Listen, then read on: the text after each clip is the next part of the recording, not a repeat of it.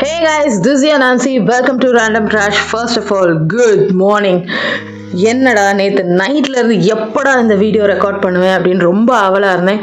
First of all RCB congratulations for second time WPL cup அடிச்சிருக்கீங்க and third time கன்சிஸ்டன்சியாக ஒரு franchise cup சொல்லவே வேண்டாம். What a knock. எனக்கு என்னால் ரெசிஸ்ட் பண்ண முடியல. நான் உட்காந்து கத்திக்கிட்டே இருந்தேன், கை தட்டிக்கிட்டே இருந்தேன்.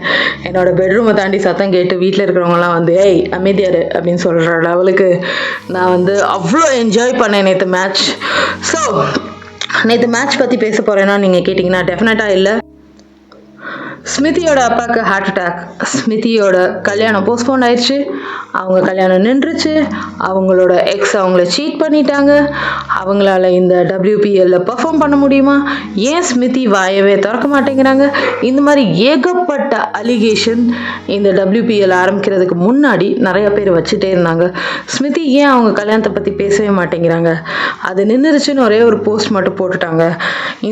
இந்த ஹார்ட் பிரேக்லேருந்து ஸ்மிதி எப்படி வெளியில் வருவாங்க அப்படின்னு நம்ம எல்லாரும் வெளியில் உட்காந்து ரொம்ப அவங்களுக்காக கன்சர்ன் பண்ணிட்டு இருந்தோம்.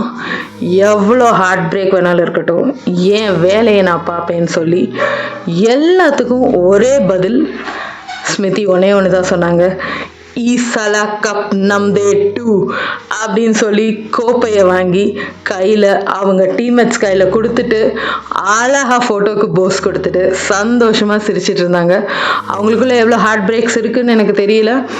But to be very honest, that woman showed how much consistency matterன்னு.